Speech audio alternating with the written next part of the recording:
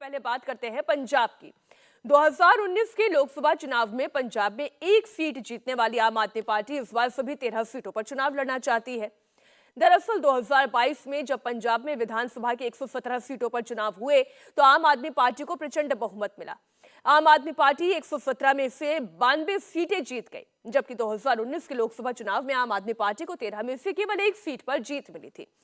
दूसरी ओर कांग्रेस पार्टी 2022 के विधानसभा चुनाव में 117 में से केवल 18 सीट ही जीत पाई।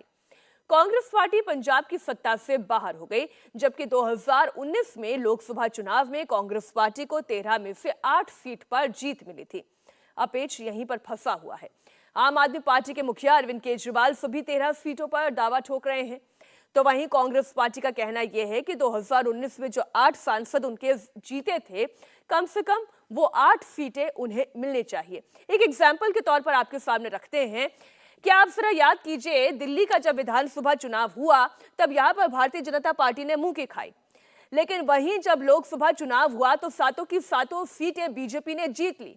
तो इस तरीके से कहा जा सकता है, यह जरूरी नहीं कि विधानसभा चुनावों के रिजल्ट के अकॉर्डिंग ही लोकसभा के टिकट का बंटवारा हो, और कांग्रेस पार्टी इसी मानसिकता के साथ चल रही है। कुछ ऐसा ही हाल दिल्ली में भी है। अब दिल्ली की क्या स्थिति है वो आपको बताते हैं। दिल्ली में 2019 लोकसभा चुनाव में ना तो कांग्रेस पार्टी का खाता खुला और ना ही प्रचंड जीत दर्ज करने वाली आम आदमी पार्टी का कोई खाता खुला। यहां हालत यह है कि विधानसभा की 70 सीटों में से आम आदमी पार्टी के पास 62 सीटें हैं, जबकि कांग्रेस पार्टी के पास एक भी विधायक नहीं है, और कांग्रेस पार्टी लोकसभा की 7 में से 5 सीटों पर दावा ठोक रही है। इसके लिए आम आदमी पार्टी तैयार नहीं है। अब पेच कड़ा फंसा हुआ है। विजय लक्ष्मी और भास्कर मिश्रा हमारे दोनों संवाददाता हमारे साथ जुड़े हुए हैं। पहले तो कांग्रेस पार्टी की ही बात कर लें। विजय लक्ष्मी, फॉर्मूला कैसे निकालेंगे? 7 में से 5 सीटें कांग्रेस पार्टी मांग रही है, जबकि वो अपनी स्थिति दिल्ली में जानती है।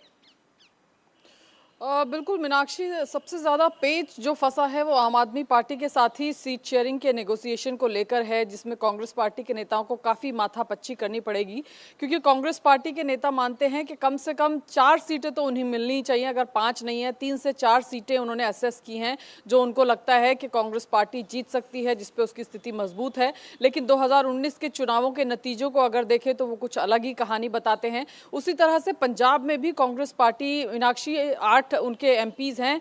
कांग्रेस पार्टी एक भी सीट वहां पर छोड़ने के लिए आम आदमी पार्टी के लिए तैयार नहीं है। वो 2019 के लोकसभा चुनाव को ही फॉर्मूला बना करके वहां पर सीट शेयरिंग की बात करना चाहती है, जबकि आम आदमी पार्टी अपने जो उसके विधायक हैं जो चुनकर आए हैं पिछले विधानसभा चुनाव में, उसकी दुहाई देते हुए कह रही है कि उसका वोट परसेंटेज भी ज्यादा है, इसलिए उसको इस बार एमपी इलेक्शन में जब सीट शेयरिंग की बात हो तो कुछ सीटों पर कांग्रेस पार्टी को सैक्रिफाइस करना चाहिए। अब देखना होगा कि कहां पर बात दोनों पार्टीज की बनती है। इसके अलावा आम आदमी पार्टी चाहती है कि बात हरियाणा पर भी हो, बात गुजरात पर भी हो, बात गोवा पर भी हो, बात ऐसे तमाम राज्यों में भी सीट शेयरिंग को लेकर हो जहां पर आम आदमी पार्टी ने विजय लक्ष्मी वहीं पर अपना दायरा सबसे ज्यादा मजबूत किया है। जहां पर कांग्रेस पार्टी की सरकार थी, उसे वहां पर उसने खत्म करने का काम किया।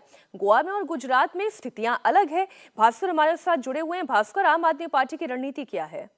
नकारात्मक टिप्पणियां की हैं उनके करतूतों पर, वो सारी चीजें नहीं बताई। और देखिए, आम आदमी पार्टी बहुत स्पष्ट है। राजधानी दिल्ली में सीट बंटवारे को लेकर कोई दिक्कत नहीं होने वाली है।